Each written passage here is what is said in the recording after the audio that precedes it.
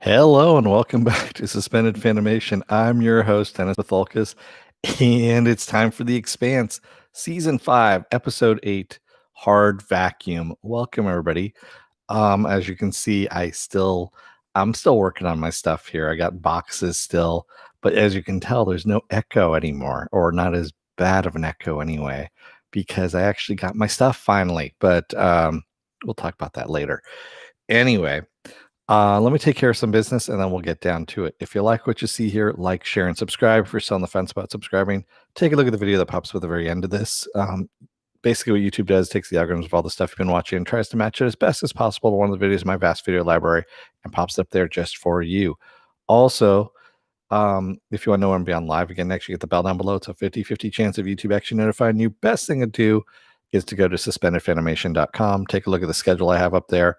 When I decide to change it out, which, yes, I was late changing it out today because I changed it out today. I've had a lot of shit going on. Basically all my all my social network stuff is up there. So YouTube, excuse me, Twitter, Instagram, and Patreon. No tiers have been on the Patreon. I'm waiting until I get 1,000 subscribers. That way I can give you guys stuff if you're giving me money. Getting close. Got 40 more to go. Also, all the links to my channels, like the YouTube channel here, my Facebook page, and a Facebook group page. So if you guys want to post stuff and chat amongst yourselves, you can do that as well. Yeah, I'm a little bit off. I mean, I've been moving and stuff, and I actually haven't started work yet either. That's a longer story. So anyway, let's get to it, shall we? Spoiler alert, I am going to spoil the episode. If you have not seen the episode, go and watch it. Come on back. This will be a video you can comment down below in the comment section.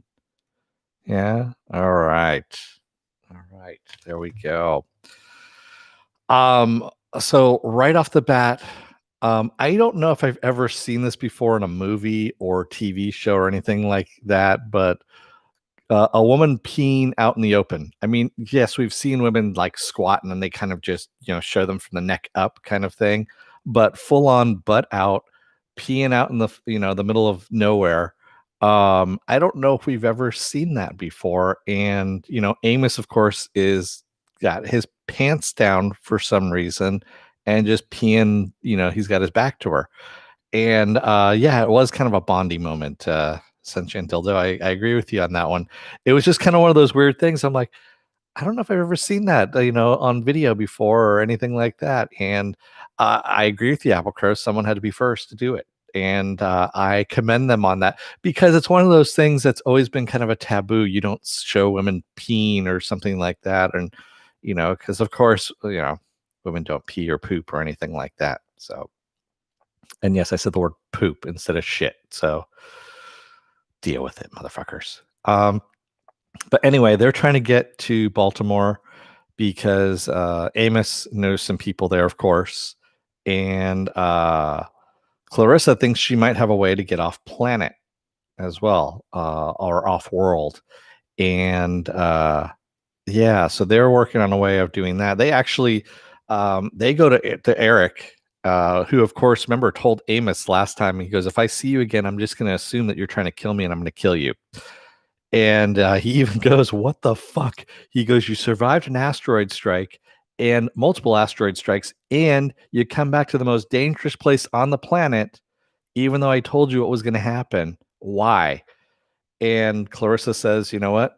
If you can get us out to New Hampshire, there's a whole bunch of summer homes out there, and they all have their own little private suborbital ships.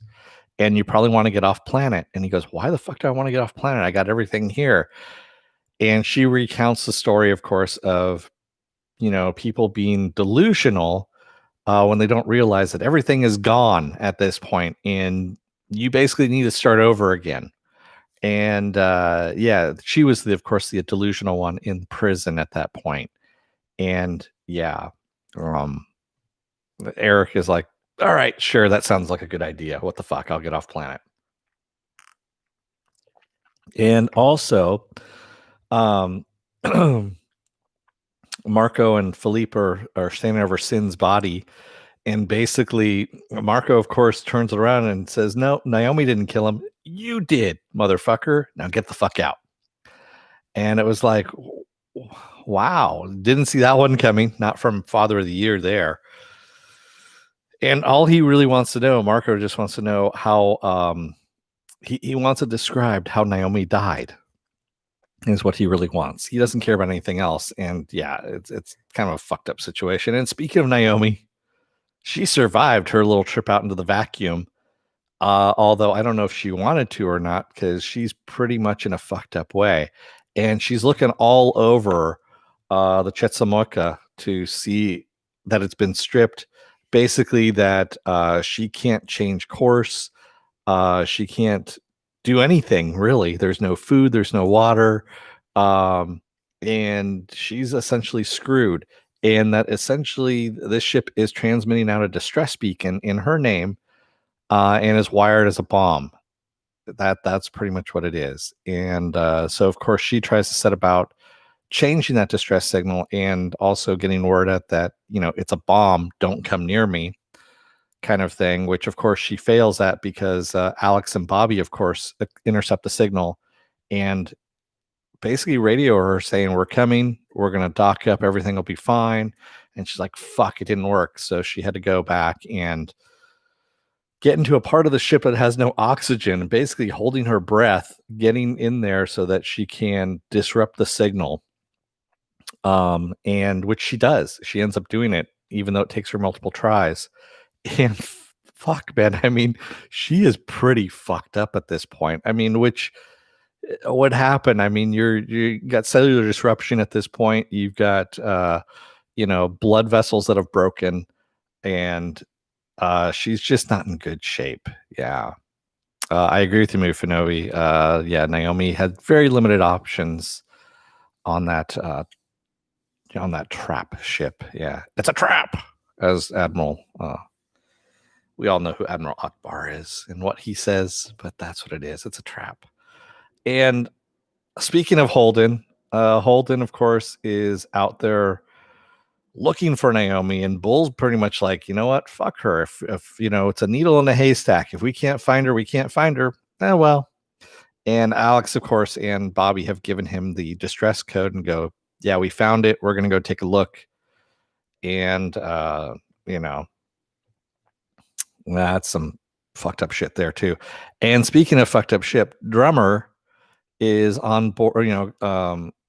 We've got Corral, of course, who is on board Drummer's ship there. I'm reading my notes, by the way. That's why I needed these. And they're basically just salvaging from other factions that said no to Marco. And as a result, Marco's just been blowing them out of the fucking sky. And they are scavenging what they can from those ships. And Corral basically tells Oksana that these factions attacked the OPA, not the other way around. And that's why the Marco decided to defend their allies, as she puts it. And yeah, some messed up stuff. Yeah, I think it's more than the Ben's sentient. Yeah, it's some pretty. She's got cellular disruption. She's got dislocation. So when she actually, the hand that she used to jab herself in the leg, her joints, she actually had to move those joints, and I think she broke some of her knuckles when she did that. So, man. Sentient says, did you guys notice what really happened to Zamoya protomolecule? No, I didn't. But I'm fairly sure that protomolecule is not gone. It's someplace. It's gone someplace else. Bull had a very weird look on his face when they talked about that protomolecule being destroyed, and he kind of had this look like, no, it's not. Like he knew something. So I don't know what's going on. Yeah. Applecrow says, I liked how the actress nailed delivering that line with a tact and a very sort of did he way. Yeah, I know what you mean. Yeah. And of course, we got David Pastor, who is now the acting, head of Earth, essentially at this point, making a speech that they're going to hunt down Marco Inaris as a terrorist, and they're going to strike back. And in the meeting, Delgado basically kind of oversteps Avasarla and says, "Yeah, we should just take out Palace Station. They got 9,000 to 13,000 people, but that's where Marco Inaris is out of. He has people there. If we take them out, it'll show strength, kind of thing." And Avasarla's like, "No, fuck no. If you do this, basically you're going to have the entire belt on his side, not just a couple of factions and stuff like that, because he doesn't speak for everyone. But if you do this, yeah, shit's going to happen." And of course, Pastor later on brings in Delgado and says, "Hey, you seem like you were holding back. What did you really want to say?" And he's like, "Blow the fuck out of Palace Station, take him out, respond back." And he's like, "All right, I'll keep it under advisement," kind of thing. It's like, damn, man. Some pretty fucked up shit. But yeah, so Drummer, of course, also picks up Naomi's distress signal, and they had already gotten word from Marco that they need to go and defend part of the belt. And instead, Drummer's like, "No, fuck that. We're going to go over and see if Naomi's on board the ship." And Corral basically says, "Nope, Naomi's dead. That's not a real distress signal. It's a fake. It's, and it's all you need to know, essentially." And yeah, basically, she says some more disparaging things about Naomi, which pisses off Drummer. And Drummer's going to reach for a gun until Oksana steps in and goes, "No, no, no, no. Don't do it. Everything's going to be good. Just step back." And so what does Drummer do? She goes and gets drunk because, right there with you, baby. Yeah. Time to be doing that. Exactly. And, basically, Naomi finally finds the box and is able to cut the distress signal and actually alter it. She knows what the distress signal is saying, so she's able to blank it out and actually type out her own message.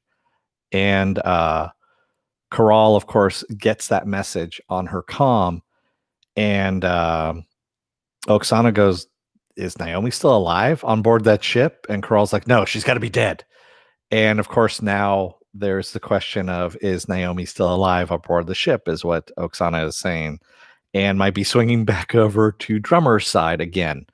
Because we saw that Corral was basically trying to groom Oksana in order to mutiny against Drummer and take her out as captain. So I agree with you, Senshin. I can't wait for Drummer to fucking just space that bitch. I mean, she needs to do it. Especially the whole thing with her talking about how her and Naomi used to be friends until something happened. We don't know exactly what that was.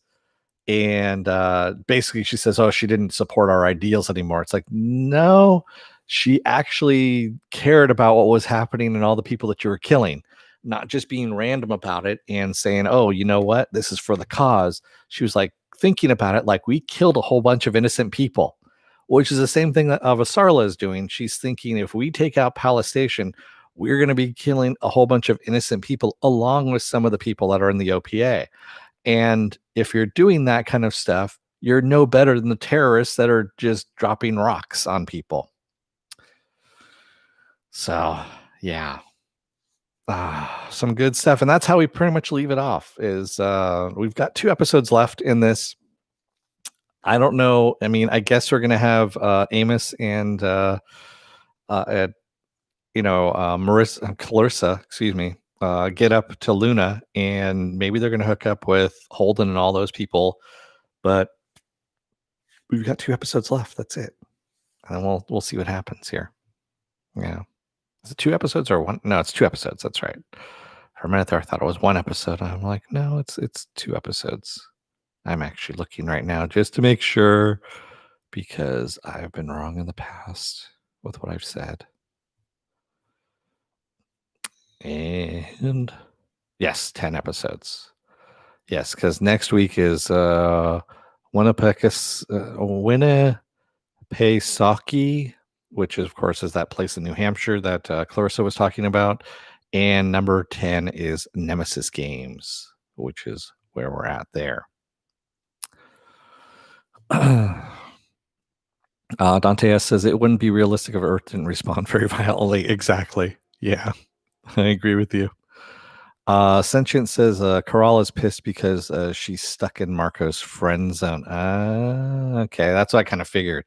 I figured that whole thing where that it was some kind of rivalry that was going on for someone's affection, and yeah, of course it's Marco, but Marco only loves one person. That's Marco. Yeah, we've seen that because he doesn't even love his own son. Man, he's like, nope, Sin didn't die because of Naomi. He died because of you. Now get the fuck out. Yeah. But man, good stuff. Definitely looking forward to next week. And I love this weekly episode drop like this. It's so much easier to digest this. And I don't know, just being able to think through it instead of everything dropping all at once. There's so much plot heavy dialogue. So last season, we had not a lot of stuff that happened, and it was all kind of stuck in one place. On Illis there and or New Earth, however you wanted to call it. And it was kind of boring, really. So yes, you could burn through it fairly quickly. This season, there's a lot more nuance to it, a lot more exposition that's going on. And you really needed to have this weekly instead of doing a binge on it, because doing a binge, you sort of lost a whole bunch of shit. Yeah. I agree. So Sentient says, yeah, binging makes me forget all the nuance. Yeah, and that's the whole thing is you're going to lose, especially on this season. This season was full of nuance and full of characters, full of stuff going on that you need to think through. And there's multiple storylines, of course, in different locations. You're not having it all happen in one location, really. So, yeah. Dante S says Marco is still mad that his son brought Naomi. Yeah, he is mad that he brought Naomi on board the ship, but he also doesn't want Philip to think that he can take over at this point either. So he's basically just kind of browbeating him and just knocking him down any chance he gets, because he's already seen that Philip wants more responsibility because he is showing a little initiative, and showing a little initiative in this kind of group means that you're trying to take over stuff. So, and Sentient says he's more mad he couldn't. Yeah, well, that's the other thing too, is he couldn't convert Naomi over to the cause, and that was never going to happen. Naomi was never. That's why she left in the first place, is because she was not converting over to the cause. So, yeah. And Marco just doing what he did, and then just basically talking for all belters at that point. He's screwing over a shit ton of people. And I feel sorry for them. I really do. Because they're going to pay for it. I almost can guarantee you that Pastor is going to take out Palace Station. That's what I'm looking at. And that's just going to, like I said, it's going to swing the belt over to Marco's side at that point, and then you're going to be fighting everybody, in the belt. And then also you're going to have your food cut off from Earth. I mean, pastors should actually think about that, because they're still getting their food from the belt. They're still getting some fuel from the belt as well. So that is still going on. And without that happening, Earth is pretty much screwed. So is Mars at that point too. Yeah. And I'm hoping Pastor thinks a little bit more about that. Oh, and side note, I guess the guy who plays David Pastor, let me check his name. He's actually a writer, and he's written episodes of an animated series, a well-known animated series as well. Let me see where he's at. And I'm blanking on it right now. I'm looking at IMDb. So let me see if I can find him. There he is. So his name is Sugith Varugis, and Fraggle Rock. That's what it was. He was a writer for Fraggle Rock. Of all the weird things, yeah, I happen to I follow James A. Corey, James S. A. Corey on Twitter, and he happened to just throw out that little, they happened to throw out that little tidbit of information, and I started laughing. I mean, I just didn't realize that he was a writer on Fraggle Rock. Yeah, yeah. So there you have it. Yeah. Sentient Dildo says, I'm glad they mentioned food production a couple of episodes back. A lot of people going to die from hunger. Yeah, that's the other thing too. Is Marco is willing to sacrifice a lot of people from the belt, not himself, but a lot of other people, a lot of other belters. A lot of belters going to die.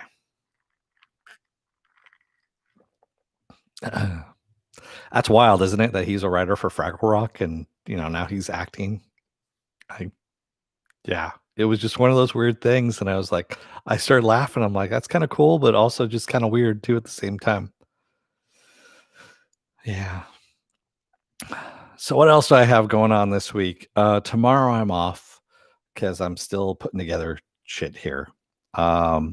Friday is going to be WandaVision, episode 3 of WandaVision, and I should have the new background in place by then, or the oldish new background, I guess you could say. The old background in the new place. Yeah, there we go. That'll work. Saturday will be Saturday Morning Blast Off, where I take the genre news of the week and any other genre stuff you guys want to talk about when we talk about it. And then we're going to play it by ear after that, because I don't know what I'm doing until next week, of course, with the Expanse on Wednesday. So, yeah. Dante S says, how many gang members will Eric bring on the adventure to find a ship? I don't think he's going to bring that many, Dante S, because he doesn't want that many people to know that he's leaving. I mean, he's doing what he told Timmy. And oh yeah, by the way, did you see Clarissa's reaction when Eric called him Timmy? And she went, "What the fuck? Your name's Timmy?"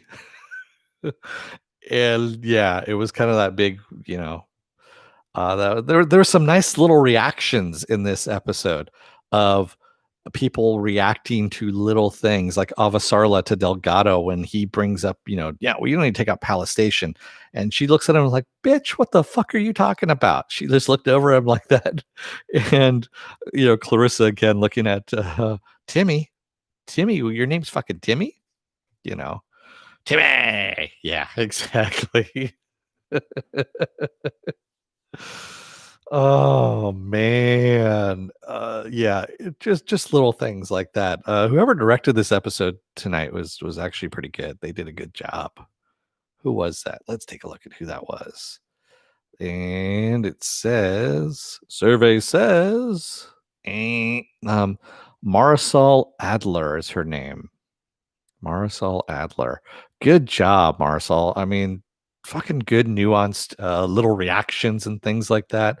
You're getting people to actually think this stuff through, and just having those little moments like that where you have people reacting, what do you think started the churn? That's a good question, Apple Crow. I don't know. Yeah. Last two were directed. Oh, so last two were directed by Marisol. Okay, that's good. Yeah, she's actually it's really good job. I mean, like I said, little nuanced things. It's when you don't notice these things, um, uh, you know, that's when you have a good director. It's when you notice how bad some of the reactions are and things like that. That's when you know you have a shitty director. But and yeah, drummer's reaction. No, it wasn't nuanced either, but it was honest. I agree with you, movie for Nobody. Definitely was. And I agree with you, Dante. Yes, Clarissa is almost back, or Peaches is almost back to Superwoman. I love how Amos introduces her to Eric as Peaches. She goes, Clarissa. My name's Clarissa. And the whole thing, yeah, I'm Pierre Mao's daughter. He's my father. And he goes, Pierre Mao, you mean the really mad, evil, yeah, that guy? Yeah, he's my father. That's how I know all this stuff.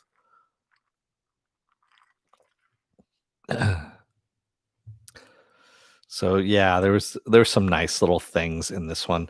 And then also Eric talking about how he white knighted a brothel is what he's basically talking about Amos, that he white knighted a brothel, and it's like, so obviously he's done this before, many times. Yeah, so nice little things there, but good stuff all the way around. And I'm really enjoying this season. This season is a lot better than last season. It's a shame that next season is going to be its last season on Amazon. I understand that's where the books, end, and then they jump forward for the next books. I'm really hoping that Amazon just picks up the next series. I'm hoping that the ratings do better or something like that, because yeah, it needs to happen. It really does. It needs to stay here. It needs to stay on Amazon and not go someplace else. It really does. Yes, Amos really does love his brothels. Yeah. So, yes, I agree, Dante. Yes, it's so much better than last season. We got stuck on Illis in the last season. We didn't get stuck on the farm. We got stuck on Illis. And Illis is just kind of, yeah. Movie says they seem to say it's not ending, but ending in this format. I don't know. James S.A. Corey has been saying that they're kind of miffed, really, that next season is its last season. That's what I've been reading between the lines on their posts, and it's mainly one of the writers, one of the two that mainly does a lot of the posting, the more outspoken, I guess you could say. And I'm really hoping that Amazon just picks it up for the next round of books and says, guess what? We're going to do the next round of books. Here you go. Here's some money. Do it. Yeah, because that would be a lot better. So, hey, and my internet connection is actually working now too. I say that just as it crashes out, right? Yeah, I got a new router and all that. The router was the problem. That's what was happening.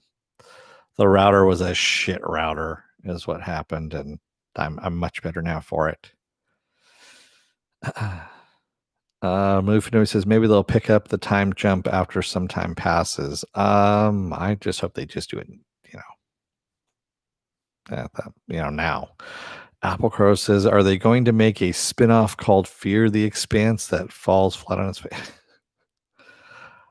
Fear the Walking Dead is actually still doing well, Apple Crow, supposedly. Yeah. It's the other spin-off, The World Beyond or something like that, I think is where, yeah. Movie Note says, so you're getting closer to the gig? Yes, I am. Definitely. And that is what I'm supposed to be at. Gigabit per second speed, motherfuckers. Yes. I understood what you meant, Movie. You were trying to say sowing speed. Sowing my speed? Sowing seed? No, sowing speed. There we go. I know what you meant. So, with that said, I'm going to let you guys go for the night. Thank you to everybody who joined me tonight in the chat, and thank you if you made it this far in the video. If you're still on the fence about subscribing, take a look at the video that pops up at the very end here, and if you like what you see there, hit that subscribe button down below there. Also, if you can, hit that like button and the share button as well. And if you want to know when I'm beyond live again next, you get the bell down below. It's a 50-50 chance of YouTube actually notifying you. Best thing to do is go to suspendedfanimation.com. Take a look at the schedule I have up there. Also, all the links to my social media is there, and the links to all my pages as well. So, Apple Crow says, remember back when a 14.4 modem was got? Yeah, I know. I remember that. When I was young, we didn't have modems. We just screamed out the window at each other in binary, and we liked it that way. Yeah. You were trying to say Keanu? I don't understand why that was. You have a 56K modem? Or when someone pick up the phone, you're like, motherfucker, I'm online. I'm trying to download porn. Or at least one picture. Done.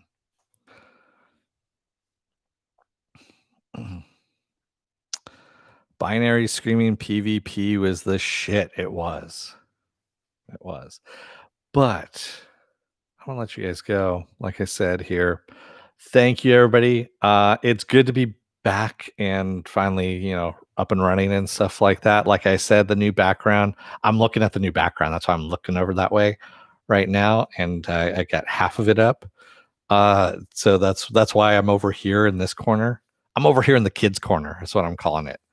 It's kind of funny. So I have an open concept right now, and you notice the echo has died down because there's more shit in here now. It's absorbing the sound. So where my new setup is the setup. It's the normal setup. I'm calling this over here the kids corner because it's actually over by the corner here. And I was thinking of actually doing some other kind of video over in this area. And so doing my normal setup in that area over there, and then doing some other, I don't know, random shit over in this area, but decorating it up a little bit differently over here. So I don't know. We'll see what happens. Again, it's an idea that's been floating past me. The kids' corner doesn't have a window. Mine does. Yeah. Yeah. Yeah, two setups would be cool. I just don't know.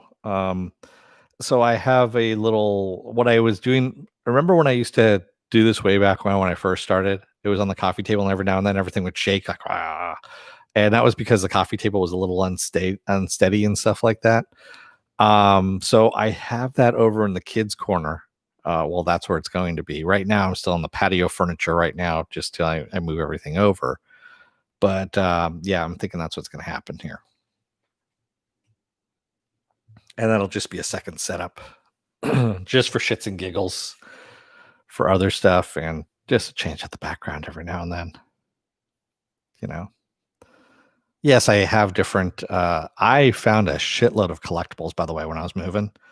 I was like, good God, I have a lot of collectibles. A lot of collectibles. To the point where luckily I have a storage closet out in the patio because fuck, man, it's just too much stuff. It really is. Moving over, I'm sure you can get a shock mount or a bracket to stop. Well, no, the shaking is because of where the computer is. The shock mount for the microphone here is perfectly fine. It's just for the camera itself. The camera is built into the computer, so I'd have to get a whole shock mount for the computer. That's just a little ridiculous at that point. How long ago was my last move? 3 years ago. So, and the thing is, I haven't bought anything new since then, collectible wise. So I just forgot that I had all this stuff. And when I moved last time, I think I just kind of blanked it out. And that's why I'm just like, every other box over here is collectible, collectible, collectible. And by the way, the movers suck that I use. So never use beacons. I'm just going to say that right now. I don't have a separate webcam. Oh, I do have a separate webcam, Mufinobi. I just don't like using it. I like this one that's built in. It's a lot easier. It's a lot better. So, yeah. Everything's all in one. And then also it's portable as well. So, That's Bekins is what that is. If you want, yeah. I already left a very scathing review on Google. So, Sunshine Dildo says, I just wanted to ask you that how much stuff do they break? Actually, they didn't break anything because I padded the crap out of everything. I moved so often that I know how to pad stuff up. But they did puncture holes through boxes, crush some boxes, uh, yeah, all that kind of stuff. They put a couple of dents in my uh, kitchen table, my bookshelves. Um, yeah, I'm fairly pissed, you know. One was my big speakers that are like 800 bucks a piece. Now you can't find these speakers anymore. And there was a hole through the side of one of the boxes, and luckily it missed where the speaker was, because I would have flown down to San Diego and beat a motherfucker's ass for that one. I would have literally I would have taken chains and just started beating the shit out of people for that one, because that's yeah, I don't care about that one how that sounds, but yeah. Those are the things I care about on this one. Oh no, I'm stopping payment. Move for Nui. That's what I'm doing. They can go fuck themselves. Yeah. Sentient Dildo says I moved 2 years ago. Movers broke my. Wow. Yeah. No, these guys just sucked balls. I mean, they did. They were the worst movers I've ever seen. Make a long story short, what happened was they were supposed to deliver this stuff last Wednesday, a week ago, and didn't show up, of course. And I kept calling, and no answer until I called them up on Saturday, and I threatened to call the police to report my stuff as stolen because I knew exactly where it was. And amazingly, they decided to deliver it at that point. Yeah, that's what it took at that point. Right, but take photos just for the archives. I've already ripped out most of the boxes, Mufinobi. So yeah, I just don't care about them anymore. The movers, that is. Anyway, I'm gonna let you guys go because I've rambled on enough as it is about my moving things. Thank you, everybody. I will see you again on Friday for WandaVision. Until then, don't let the door hit your ass on the way out. Otherwise, you may jump out an airlock and wind up on the other side feeling like shit because of all the cellular disruption. And you really don't want that. It's some bad stuff. Thanks, everybody. I will see you again on Friday. Until then, stay safe, be well, take care, wear a mask, and fucking stay away from Beacons movers. Thanks, everybody. Have a good night. Good night.